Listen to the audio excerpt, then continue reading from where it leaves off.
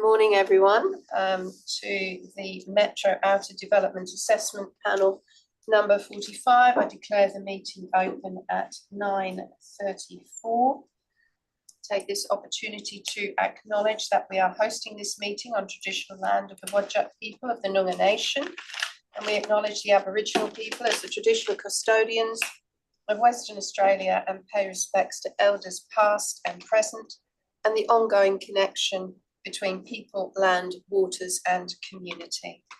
The meeting will be run in accordance with the DAP Standing Orders 2024 under the Planning and Development Assessment Panels Regulations 2011. This meeting is being recorded and live streamed on the DAP website in accordance with Regulation 42A of those regulations. Members are reminded to announce their name and title prior to speaking. Panel members may refer to technical devices throughout the meeting to assist them in considering the information before them. Item 2 of our Part A agenda, we have apologies from Councillor Aaron Bowman, City of Swan, Councillor Michael Hancock, Councillor John Keogh and Councillor Shavanas Peter from the City of Armadale. Item 3, we have no members on leave of absence. Item 4, minutes of previous meetings are available for noting on the DAP website. We now move to Part B of our agenda for the City of Swan. Panel members today are myself, Karen Hyde, as presiding member, Mr. Eugene Coltaz, deputy presiding member, and Ms. Lee O'Donoghue, specialist member, and Councillor Jennifer Catalano and Councillor Rod Henderson. Could I please ask panel members for this part of the meeting to indicate that they have duly considered all information contained within Part B and Part B related information with a show of hands, please? Thank you. Due consideration has been given by all members. Disclosures of interest. I've not received any specific declarations of interest, but I do note the standing declaration of interest that if agenda items have been considered at council meeting, local government members, DAP members acknowledge that in accordance with section 249 of the DAP Code of Conduct, they have declared that they have participated in council meeting, but under section 212, the members acknowledge they're not bound by any previous decisions or resolution of the local government and undertake to exercise independent judgment in relation to the matters before them. Could I ask Councillor Catalano and Councillor Henderson, was the matter before us today considered at council? No. No, okay, thank you for that acknowledgement. So we move now to item 3, and we have, in accordance with DAP standing orders, presentations on Park Lot 9502 Boomerang Road, Bullsbrook, for proposed fast food outlet McDonald's. I've allowed 3 minutes for Mr. Mark Ray of Planning Solutions to make a presentation, after which I'll invite panel members to ask questions of the presenter. So is Mr. Ray available, please, to come forward? Thank you. And do you have a colleague with you? I do. Todd Wood from McDonald's. Sorry, what was your name? Todd Wood. Todd Wood. I'm Senior Development Manager.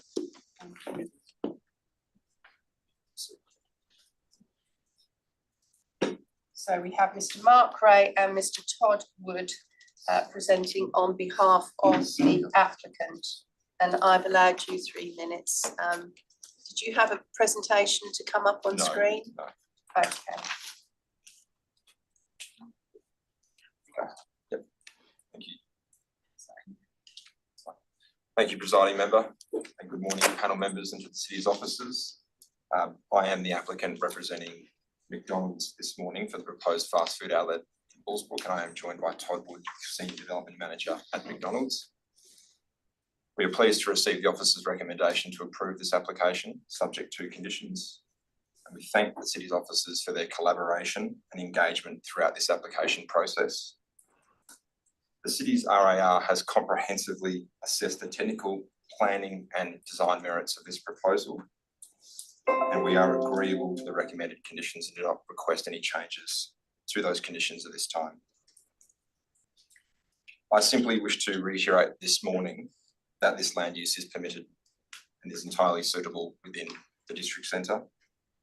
This proposal has been subject to detailed review by the city's design review panel and is supported by that panel. Considerable effort has been made to design this proposed development to reflect the context and character of the Bullsbrook locality and the emerging district centre.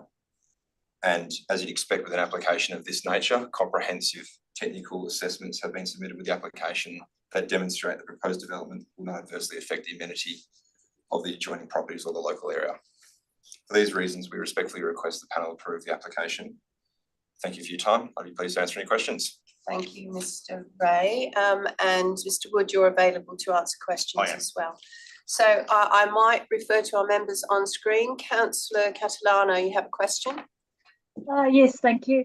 How many trees are you actually going to be planting? 20 trees on site, and the developer of the estate is planting 7 verge trees on Boomerang Road. Okay. The thing is, how many of those trees are going to be local native trees? Sorry, I'll just refer to the landscaping plan. Yeah, I had a look at your landscaping plan and the species of trees in there, but none of them are any of the locals. Yep. And we do have a biodiversity issue, so I was just wondering whether there's any consideration for, contributing to or enhancing biodiversity in the city with respect to, planting of perhaps marries. Marries, everyone knows marries. I'm not the author of the landscape architect, and he's not with us today. Yeah. The intent of the landscape plan was to complement and carry through the theme of the estate development. So along Boomerang Road, there's a series of jacarandas that are planted. And then we've got a range of trees planted within the site. I've heard the landscape architect talk before about the suitability of trees within sites like this. So they have been chosen as suitable shade trees within this site. And we also do have some eucalyptus trees. Yeah, I know. I got all that from your report, but the thing is that you don't have any provision for local trees, for marries in particular. And we have got a biodiversity crisis, particularly in the city of Swan, and it's going to only get worse. And just wondered whether you'd actually be able to change that species list to include marries.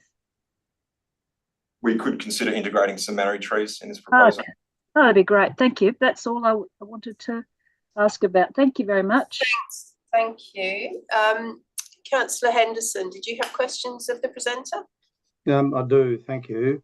In respect of trees, I believe you have some wandoo being planted. Yes, we do. And wandoo's a native to the area, I believe. I can't comment on that. I'm not an arborist or the landscape architect. So. And I'm pretty sure, if you haven't looked at the study, but I'm pretty sure that's a food source for native birds and cockatoos.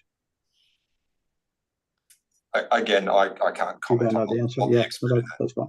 I'm pretty sure it is. As for jacarandas, I think the same line from what I can see.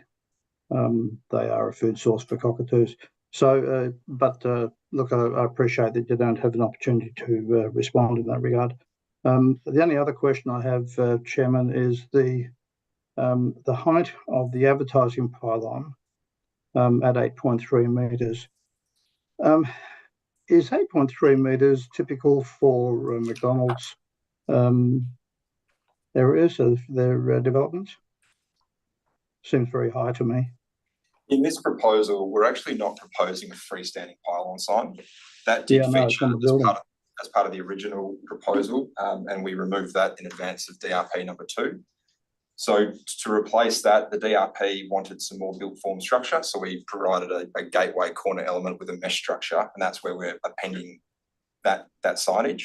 But certainly, yes, there are many examples around the Perth metro area of freestanding signs exceeding 8.3 metres. Okay, thank you. Yes, Councillor Catalano, a further question? Yes, sorry.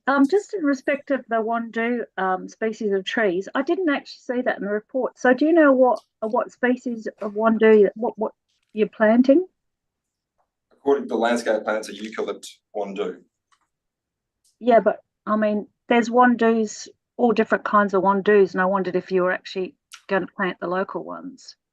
Councillor Catalano, we don't actually have the landscape architect in the room, so I think that particular question would need to be taken on notice, and perhaps something as part of the discussion in future associated with condition 13, which does require the applicant to establish a suitable selection of species, etc., etc. So perhaps we can refer your question to the officers at the appropriate time. Would that be all right? Yes, Sorry. that's fine, thank you. Thank you very much. I might ask panel members in the room if they have questions of the presenter. Mr. Coltas, did you? No, I don't have any. Ms. Donahue? No. I just have one in association with condition 14, which is around the implementation of the landscape, which requires that to be established within the first 2 planting seasons following implementation, or the first available planting season to plant after initial occupation, and then obviously establishment 2 years after. I just have a question for you. Would you have any objection to establishing the planting prior to occupation? No, we'd expect that. Yeah, that's right. Okay, that's fine, thank you. That was the only question that I had, thank you. And you have stated that you're comfortable with all the other conditions of approval? Yes. Okay. If there are no further questions of the presenters, I will refer to the council officers. And if we could get them on screen. Or perhaps you're just there by sound. Sorry, we had a mix up with the meeting room, so unfortunately we're unable to come through by video. That's all right, but we've got David Tomkin and Jonathan Lendich from the city available for questions. Is that correct? Yes, that's correct. Beautiful, thank you. Again, to our panel members on screen, Councillor Catalano, yes. Yes, thank you, David or Jonathan. So, you know, about planting some marries on this site, you know, is the city able to, I mean, what's the best way to go about getting some marries planted in this development, either on the verge or amongst the actual development site itself? Through your presiding member. Yeah, the condition of the approval requiring landscaping, generally the city reviews the species in line with the city's tree guidelines document, which has a list of native species which are to the satisfaction of the city. We would look through them and try and work with the applicant to select marry if they are open to do it. However, normally we try and choose a native species that is within the city's guidelines. As for the verge treatment, I believe the developer is delivering the verge treatments throughout this commercial precinct, which I believe is being reviewed by the city separately. But I'm sure we can shed some more light on that as well as to what trees are being selected. Okay, so I mean, does it need a condition for some marries to be planted? I don't necessarily think it needs to have a condition suited to that, noting that is a species that is appropriate within the city's tree guidelines document. As long as it's a native species within that document, I think that is appropriate. However, from what it sounds, the applicant would be willing to work with the city to put in a marry for the tree species you're requiring, and we can work through that matter at the time of when they go to clear the landscape condition. Okay, so I just want to really make sure that this won't be overlooked, though, down the track when the landscaping comes in. If the panel and the applicant are happy to put a line in that landscaping condition to include a Maori species, I'm sure the city's open to that. We'll leave that to the panel to decide if they're happy to support that. So you're saying in condition 13, sorry, put a line in there? Correct. Yeah. Okay. All right then. Thanks. That's what I will actually ask to do. Thank you. All right. Councillor Henderson, questions of the officers. Yes, thank you. In regard to Maori trees and the Maori nuts, has the city had any recorded instances of children falling over, having ridden over them on their bikes and accidents occurring? Through you, presiding member. Sorry, Councillor Henderson. I may need to take that one on notice. It might be something our Rangers team or our assets team might be able to assist with some advice on that matter. Yeah, I'll check that later. Have we? Do we have a clean-up problem with Maori nuts falling on the roads and making a mess everywhere? I'd have to take that one on notice too, unfortunately. Apologies for that. I wouldn't be aware of any cleanup on the roads. Okay, thank you. Okay, panel members in the room, any questions of the officers? Mr. Colthouse? Yes, just in regard to those Maoris, I think we've addressed this before. If the council wants Maoris, then they can specify them. Maybe an advice note to the applicant to that respect. I don't think we generally like to do the landscaping plans for the applicants or councils by stipulating particular species. So I'd be saying that it be an advice note rather than a condition. Otherwise, we could be going through every single development application specifying our preferences. So is that your question in terms of yes, just preference for advice note as opposed to a condition? Yes, would council prefer an advice note or David or Jonathan, do you have a response to that? Look, the city doesn't really have a preference there. I think the main thing is that the Maori trees and these species that are being discussed today are within the city's approved tree guidelines document for native species. So usually the trees that we select, as long as they're within that native tree guidelines document, then we can support them. However, an advice note, I think, would, I guess, working with the applicant, we could probably achieve the same outcome by installing these Maori trees on site. Through the advice note, thank you. I'll come back to you, Councillor Catalano. I just want to, everybody else in the room has got questions of the officers. Mr. Donoghue. Councillor Catalano, please ask your question. Well, so can you explain how the advice note has achieved? To the officers? The advice note would talk to the landscaping conditions, so it'd likely be worded in a way where we can recommend that the proponent review the species selection, and the preference would be from that panel or the city that you select, and we can note those species, whether it's the Maori or the eucalyptus. We can note that for them to consider. Yeah. Sorry, the question really is, how do we get from now to the actual advice note? That's really my question. Oh, that would be more of a question for me. That would be an amending motion at the point that we get to discuss the item, and any panel member could move that amending motion to put forward an advice note to that wording. Well, I would like to do that. Thank you. Okay, well, we'll come to you when we get to that Okay. item. We've still got questions of officers at the moment. Fine. Good, thank you. I have a note of that, thank you.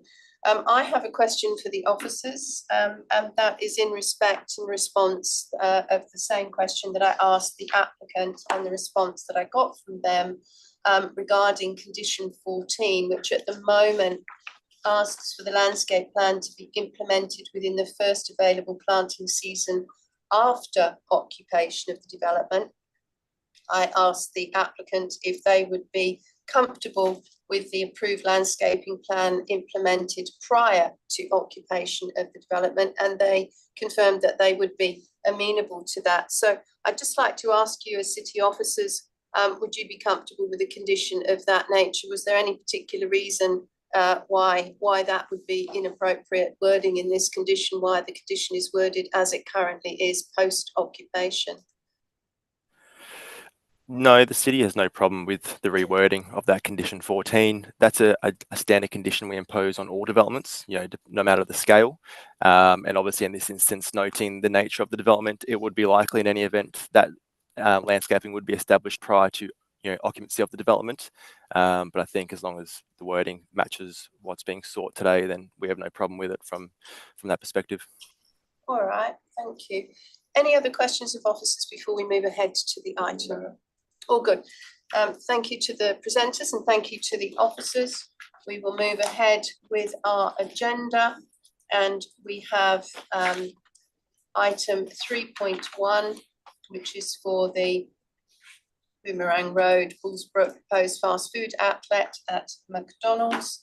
And we have a responsible authority report recommendation to approve the matter, subject to a number of conditions. So I would like to seek a mover in the first instance for the recommendation. Thank you. Councillor Henderson moves that. Is there a seconder, please, for that? Thank you, Mr. Coltaz seconds. Councillor Henderson, would you like to speak as mover? Yes, thank you, Chairman. The development I see as a very good one. It's well positioned in terms of the traffic flow through the new developments that are happening in Bullsbrook. The layout of the site is been well considered. There is pretty much nothing that I could say against it, other than I do have a problem with the advertising towers getting higher and higher. It seems as though that they're becoming all imposing, but I can live with that. But I just do want to make a comment about the site planning for the gardening aspect of it and the trees. I think it's very important that we do look to assist our native birds in particular. I don't believe we have a crisis in that regard. I think the reality is that the developer has proposed to plant significant number of trees. I think it was 20 odd trees plus 7 on the road. That's a much better outcome than we've seen in other developments in years gone by. But in particular, the trees that are being planted are going to be good food sources for native birds, and I can say so because I've had them eating those kind of foods at my place. That's a good thing. But to impose specifically kinds of trees, marri in particular, which grow to a massive size and to a point where they can create a very significant mess in the areas where people walk and people park their cars and the like, is problematic. There should be certainly a lot more planting of those kind of trees in the parks and the gardens throughout the area. But in a commercial area where people are coming and going all the time, I have a problem with that. And but I do want to see plantings that are advantageous, and certainly from what I can see in the plan, that's there. So I did digress a little bit there, Chairman, but just to make a point, though, that I see that the aspects that have been provided in the plan are very good, very positive, and certainly I have full support for the plan. Thank you. Thank you very much. As seconder, Mr. Coltaz, would you like to speak to the primary motion? Yes, look, I support the proposal. I think the applicants have gone a long way to achieve an approval under the planning framework. It's been appropriately considered by council staff through the responsible authority report. The use is one which is approved, capable of approval. I think the development through the design review panel was appropriately assessed and modified at times. And lastly, in regard to landscaping, I think the comments of Councillor Henderson that native species to the locality should be considered. I do share concerns with very large trees that have propensity to drop any of the nuts or the branches during various times. They should be considered appropriately.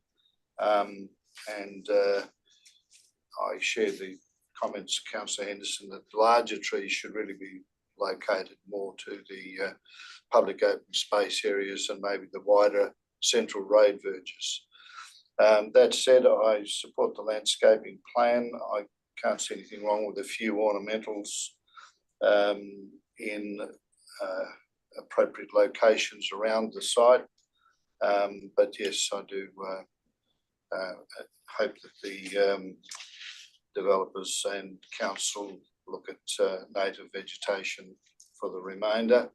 And in that case, I'll move an amending motion to, at this stage, to incorporate an advice note to the effect that the proponents and council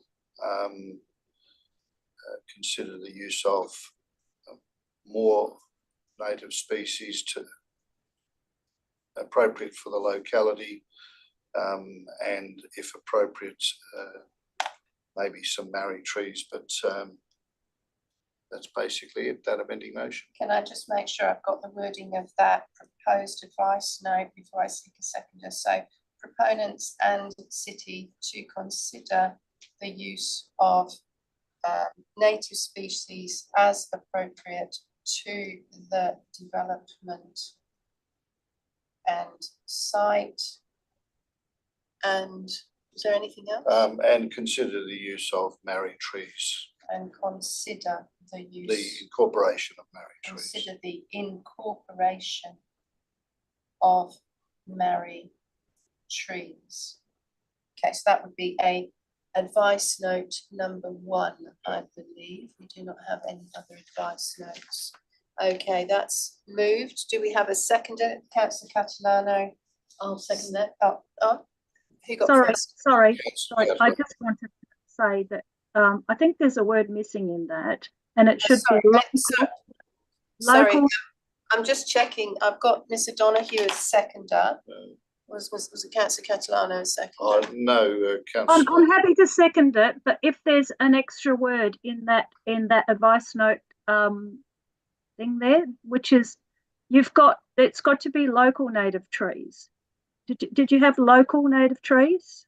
I think I mentioned it, Councillor Catalano. You mentioned it, but I just want to make sure it went into the advice note. Okay, I have no objection to the word local. No, thank you. And then I'm happy to second it because, people confuse native trees with local native trees because, there's native trees across Australia that aren't local to this area and that are consistently being planted.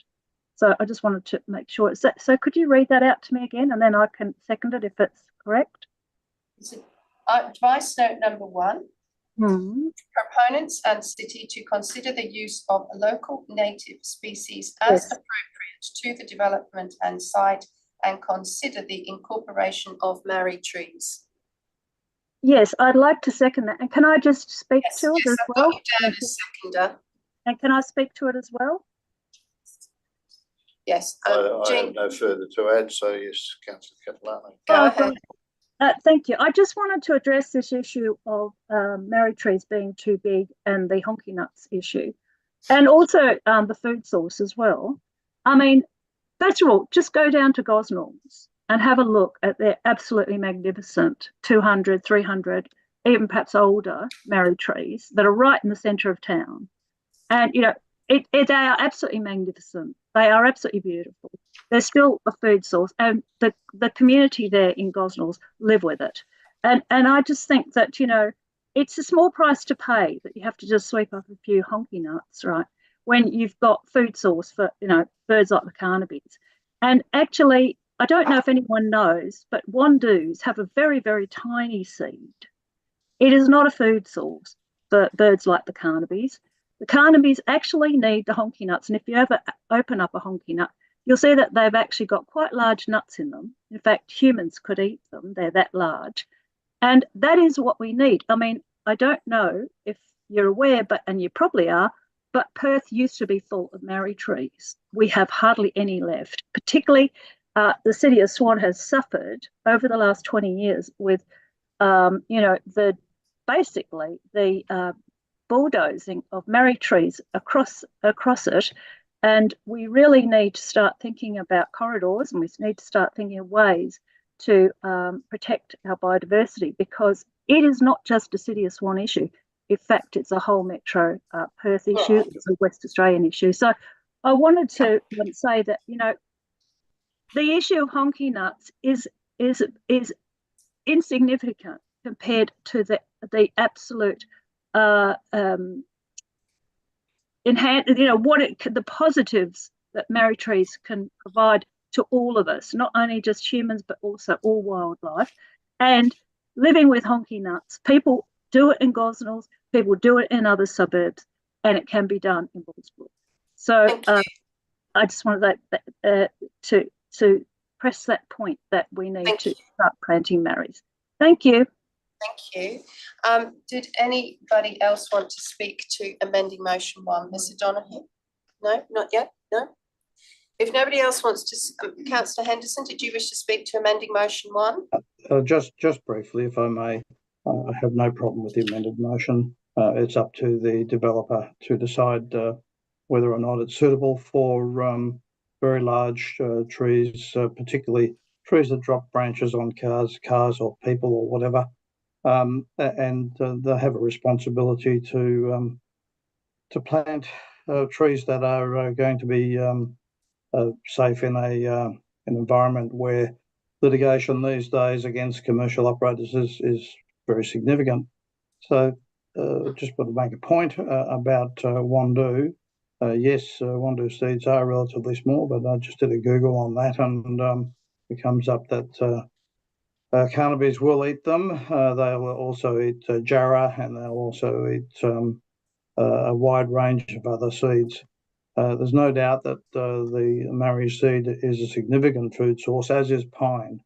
And I want to be clear about that. Maybe we should be asking them to plant some pine, considering how many pines have been cut down and the birds are starving in the Nangara pine plantation, or what used to be. So I have certainly have a concern in that regard, that we should be seeing more marri, in particular, grown in the public areas. But I don't want to constrain the developer on limited amounts of land where large trees, very, very large trees, marris go very big, and will ultimately be a hindrance to them. So as it stands, I support the motion. Thank you very much, Councillor Henderson. On this amending motion number 1, I'm supportive of it as an amending motion. I think it would have been inappropriate as a condition. I believe that there needs to be that discussion at the point of design detail. So I'm comfortable with the amending motion. Did you wish to have the right? Did you want to speak on the amending motion there? No, only that I'm also supportive of it being an advice note. Thank you. Did you wish to reply? No further. Let's vote on amending motion 1. Those in favour? That's carried unanimously. Thank you. Is there anything more that you wish to speak? No. Yes. Okay. Mr. Donoghue, you wish to speak to the primary motion? Yes, simply that I think that this certainly falls within the planning framework. It is a permissible use. I think it's the sort of development that you'll see in these areas that are rapidly expanding. I think it's suitable, and I think it's been well thought out and well dealt with between the applicant and the city. I will make comment about the landscaping plan. Whilst I note the comments of one of the panel members, I also agree, Councillor Henderson, that large trees in developments of this size can be problematic. I'm not saying they are always problematic, they can be. And I actually think that the city and its parks branch, coupled with the applicant, are in the best position to make decisions about the sorts of trees that should go in. And I'll leave it at that. Thank you. Thank you. I'd like to speak to the primary motion 2, please. And in that, I would like to suggest an amending motion to condition 14, which would edit the words that we have available, the first sentence currently reads, the approved landscaping plan must be implemented within the first available planting season after the initial occupation of the development through to the end of the sentence. I would like to delete the words within the first available planting season after the initial and put the words prior to in there. So the first sentence would read, the approved landscaping plan must be implemented prior to occupation of the development and maintained thereafter to the satisfaction of the City of Swan. Second sentence remains of condition 14 unaltered. So I move that amendment to condition 14. Do I have a seconder, please? Mr. Coltas, thank you.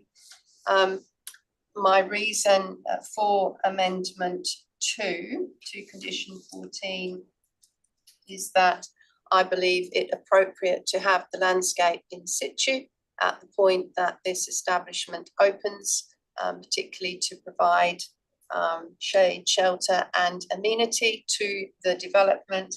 I feel that if it was implemented post-occupation of the development, there would be construction and amenity issues to people who would be using the facility. So I believe that that now provides us with a more orderly approach to implementation with that amendment in place. Mr. Coltas, did you wish to speak as seconder?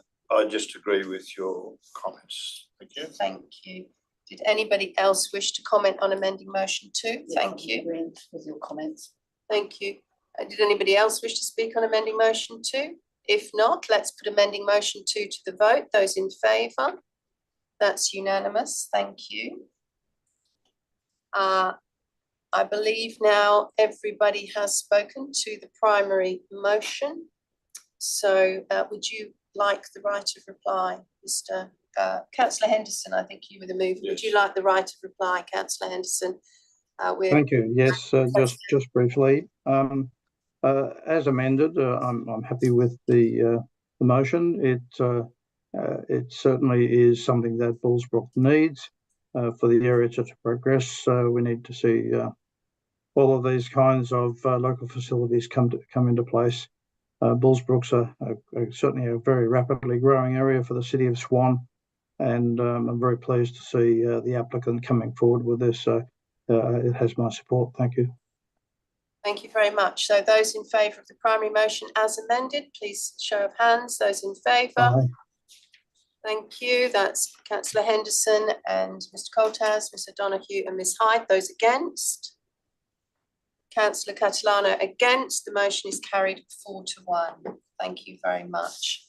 So just returning to our agenda for this part of the meeting, we have nothing to report for item 4 DAP and nothing to report for section 31 SAT recommendations at item 5.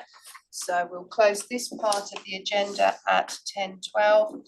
Thank the officers, councillors and presenters for this part of the agenda. Thank you very much. Thank you.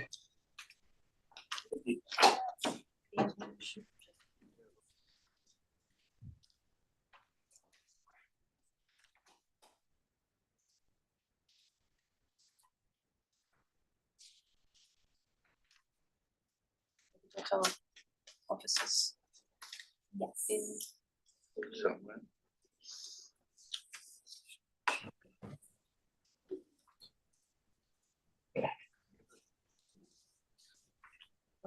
Hello, Councillor Wellinger. Have I got your pronunciation of your name correct? Yes, thank you. Okay, thank you. And we've got Mr. Sanders from the City Offices. Welcome. I will open this part of the meeting at 10:13. We have for this part of the meeting panel members, myself, Karen Hyde, Mr. Eugene Coltas as Deputy Presiding Member, Ms. Leo Donoghue as Specialist Member, Councillor Carolyn Wine-Linger from the City of Armadale. Please could I ask all panel members for a show of hands to indicate they've duly considered all documentation contained within Part C and Part C related information. Thank you. Duly considered by all members. I wonder, do any panel members have a declaration of interests? I note that there is a standing declaration of interest if agenda items have been considered at council meeting, and local government DAP members acknowledge that in accordance with the code of conduct, they've declared that they participated in the council meeting. However, the members acknowledge under section 2.1 of the code that they're not bound by any previous decisions or resolution of local government and undertake to exercise independent judgment in relation to the matters before them. Could I inquire, Councillor Wellinger, was this matter considered at council? No. It was not. Thank you for that confirmation. So we have an item today as Form 1, which is the proposed local centre mixed business residential development. We've not had a request for a presentation per se. The applicant has indicated they're comfortable with the responsible authority report. However, we do have Mr. Alex Watson from CLE representing the application as the planner. And so we might utilise his presence and ask questions of the development, and then we'll refer to the officers. So I might start with our panel member online. Councillor Wellinger, did you have any questions of the applicant's representative? Actually, no, I don't have any questions. Very good, thank you. To panel members in the room, did anybody have questions of the applicant's representative? Mr. Coltas? No. Mr. Donaghy? No. Okay. I do. Mr. Watson, could you please outline for us something of the nature of the key changes from the design review panel assessment that was conducted in 2022, which the responsible authority report outlines, and the changes from that time to this time that have now resulted in receiving support for the development proposal from the city officers, please. Just briefly, if you would, just to show us the design changes, specifically the Main Street changes and so forth, in response to the critique from the DRP. Thank you. Or is it all? And good morning to the panel. Thanks for the question. It is a question worth asking because the design review panel process was incredibly valuable for this application. It helped our client and our leasing or his leasing agent understand that what they perceived to be a sort of commercially driven layout was not necessarily responsive to the 10 principles for good design. So the design review panel's feedback combined with the city's related advice that they would be, I guess, implementing that feedback was helpful to us to communicate with our project team. So we appreciated the value of the exercise in this case. The key changes for the application as it stands now are that the original was very much sort of car park oriented. There was a number of uses, including the gym and the chemist, which had openings purely off the car park. The supermarket entry was off the car park and nowhere near the main street. So that supermarket entrance has been moved much closer to the main street. It's been a challenge to get it onto the street, but we've got it into a position where we think it'll work quite well. The chemist and the gym, which are both sort of high foot traffic uses at different times of the day, are now on the main street, which is very positive. The gym's been co-located with a cafe. That cafe was previously, again, off the car park, quite close to the shopping centre, or rather the supermarket entrance. It's now on the east-west green link, which was introduced. It wasn't present on the original concept, and there's now an east-west pedestrian link that connects Novelli Parade in the east with Nicholson Road in the west, and that is designed obviously to improve legibility. We've got the Maddox Estate to the north and the northeast of this centre, and pedestrian accessibility will be enhanced with that, and the new cafe location being on that link will foster a walkable, active environment, which we're excited about. We think that will work very well. The other sort of less significant changes are that there was sort of an internal mall off the off the car park and adjacent to the supermarket entry, which we've removed. That was an internalised space, which we have essentially externalised as part of the Green Link. So that's a great improvement. There is also a greater intensity of development across the site as well. We previously had the fast food outlets down on a lot to the south at Monticello Parkway, which is known as Lot C. The problem with that was that it spread the available floor space for the centre over quite a large area. We're down to about a 3.5 hectare gross site now, and it was previously more like 5. So we've got a better intensity of uses, and we've been able to concentrate the car-oriented uses to the east and the more pedestrian-focused uses car-oriented uses to the west, rather, and pedestrian-oriented uses to the east, interacting with the main street and the Green Link, creating a sort of north-south and east-west grid across the site. So permeability is much better. There's a much better use of the retail space along the main street, and car-oriented uses over toward Nicholson Road, where we don't have to generate traffic across the whole site. So that's really it in a nutshell, and that responds to most, if not all, of the DRP's feedback, which is reflected in the officer's recommendation. There were a couple of comments from the DRP that related to the basic structure of the site, which was something we didn't have any control over because this is a structure plan site, and roads have already been constructed in relation to that, to the north and the east. So we were somewhat constrained in that respect, including with POS as well. So a few pre-existing things there, but we've done our best to improve the internal sort of permeability and legibility of the site. Thank you for that response. That's very helpful. Any other questions of the applicant? All right. Sorry. Yes, Mr. Coltas. You mentioned that the supermarket entry is now onto the main street. No, not quite. It's as close as we could arrange it. Okay, so I must have misheard. Yes, it's just around the corner from Main Street. Okay, thank you. Very good. If there are no further questions of the presenter, I'll ask panel members if they have questions of the city officers. Mr. Sanders is available. I'll refer to our member on screen first of all. Councillor Wellinger, no questions? No questions. All right, thank you. Refer to panel members in the room. Any questions of the officers? Mr. Coltas? No. Mr. Donoghue? No. I just have one, Mr. Sanders. I know that you did respond to the R15 over my question around the R13, rather, over my question regarding condition 15. You're comfortable with the validity of that, given that it refers to the area which is not part of the development of this proposal? Would you be comfortable with that condition 15 actually being an advice note rather than a condition? Well, thanks, Chair.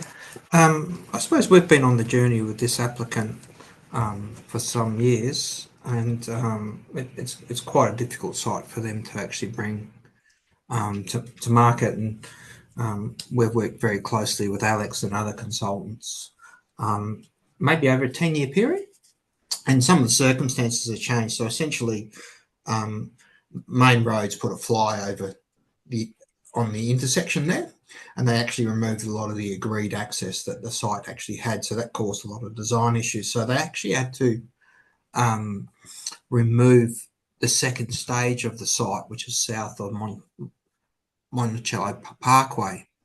And the reason why we think this is a valid condition is basically with this site, they'll bring the site up 2 or 3 metres, and it causes these embankments on the adjoining land, which is still part of the same parcel. And what we're trying to achieve is just the management of that land so it doesn't end up being a bit of a rubbish tip and dumping and all those other issues that come up. So at the moment it's waterlogged. There's a lot of rubbish in there and a few other things. So we believe that this development sort of causes that to be extenuated because of the change in the height to actually develop the site. So when you go out there, unfortunately I can't share my screen, but if you have a look, the actual roads are about 2 or 3 metres higher than the adjoining land, and that's why we think it's important to have a condition to maintain them. The owners are long-term residents of Armadale and well known, and generally they've always done the right thing. So we're just keen to continue that process. All right, thank you. Was there any other comment that you wish to make on what you've heard from Mr. Watson? No, I suppose the only thing is that Alex worked really well with our planning officer, who is actually on leave, which obviously he did all the hard work rather than myself. And, you know, I suppose we work with them to try and settle all the conditions before they get to the JDAP. And that does take a little bit more work, but I suppose we get the benefit of, you know, having a general understanding of what we're trying to achieve and an agreement on that when it comes before the panel. Not always possible, but so we thank Alex for his assistance. Thank you very much, Mr. Sanders. If there are no further questions of the officers at this point, we'll refer to our agenda item. And we have in the responsible authority report a recommendation that we accept this application and approve, subject to a number of conditions. So I am seeking a mover for the recommendation. Thank you, Councillor Wallinger. Do I have a seconder, please, for that? Mr. Coltas, thank you. Councillor Wallinger, would you like to speak as mover? Yes, please. So firstly, I'm happy with the changes made in response to the design review. Thank you for the officers and the applicant to make those changes for the amenity and the landscaping. Similar to the previous item, I'd also like to talk about the canopy coverage and the landscaping. Just briefly, I think we do need to try hard to either increase our planting density or increase our tree sizes to get the canopy coverage. We will be having another very hot summer, and we know that this canopy is really important. So from my perspective, I think maybe our City of Armadale Council might need to review some of our policies, because it's not the point right now to make any changes, I don't feel, but possibly in the future we might need to increase those planting densities and tree species types for better outcomes. And personally, I love marries too, and we have lots of them here as well. And it's probably not children on bikes that are an issue, it's probably people with lower mobility with those honky nuts. So no, happy to move the motion, and just note that we might need to make some changes internally so that we can get better outcomes in the future. Thank you very much. A seconder, Mr. Coltas, would you like to speak to the motion? Yes, look, I'd like to commend the officer that wrote the report. It's a very comprehensive, well structured and easy to read. Covers a lot of areas. Mr. Sanders, sorry I can't praise you for that one, but next time round. So yeah, look, the application obviously is consistent with the planning framework. It covers a lot of areas such as the retail strategy and the area 31, the structure plan. Is it 31 or 41? Sorry. Anyway, the local structure plan for that area. It also conforms with a lot of the council policies on childcare centre, art designing out crime signage and landscaping. I notice also that the landscape, the plant species, whilst the density needs to be looked at through the landscaping condition perhaps, does include a lot of local planning species. The public consultation obviously was pretty much a non-event, but where most of the submissions were in favour. Some were against, but issues were addressed, such as landscaping, and an updated plan was provided. The design review process, Alex mentioned that earlier, and that obviously informed the applicants, the proponents, to the need to make substantive changes, which they obviously have. A number of issues such as bushfire, road rail noise, childcare centre, in particular the noise levels for that, were all covered and are now supported, and variations that require discretionary approval, such as relaxation of some development standards for parking, were agreed to and deemed acceptable. So with that, I'll be supporting the proposal. Thank you, Mr. Colthurst. Would other members like to speak? Mr. Donoghue? I'll be brief and say yes, it certainly does appear to meet the planning framework, and it's good to see how the applicant and city officers work through all the issues. In particular, the design issues about being able to create a main street with an emphasis on more pedestrian ease of passage. I think that all the other issues associated with the commercial development of this kind have been well addressed. Even though some standards have been slightly modified. Overall, I think this is a very positive development in a growing residential area, and I'm very supportive of it. Thank you. Thank you. I'll also speak to the motion. I am in support of the application and do believe we are in a position to make a decision on that today. It is appropriate in the context of the planning scheme and the local policies. It's a very fast growing urban area and I very much believe that the new community need facilities within walkable distance of their new properties. So noting that the other centre is some 2 kilometres away, I think this is an appropriate inclusion in the development. It has been well advertised to the community.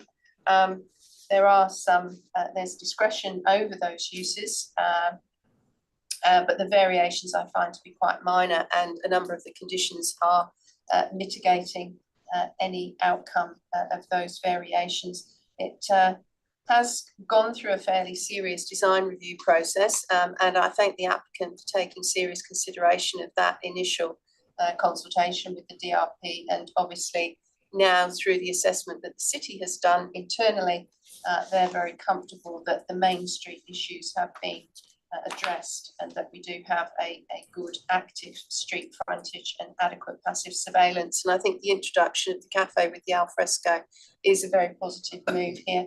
I'm comfortable with all the technical analysis, including the transport impact assessment that I know was deliberated at some length, but I find that to be appropriate. So I'm comfortable with supporting the application and don't propose to make any amendments to the conditions. So Councillor Wellinger, would you like the right of reply and to close debate? I need to say thank everyone else for their comments. I think everything has been said. Thank you. Very good. No further speaking on the matter then. Let's take a vote on the primary motion as before us in the RAR. That's unanimous. Thank you very much. So that draws that item to a close. We have nothing to report at item 4 for other DAP applications.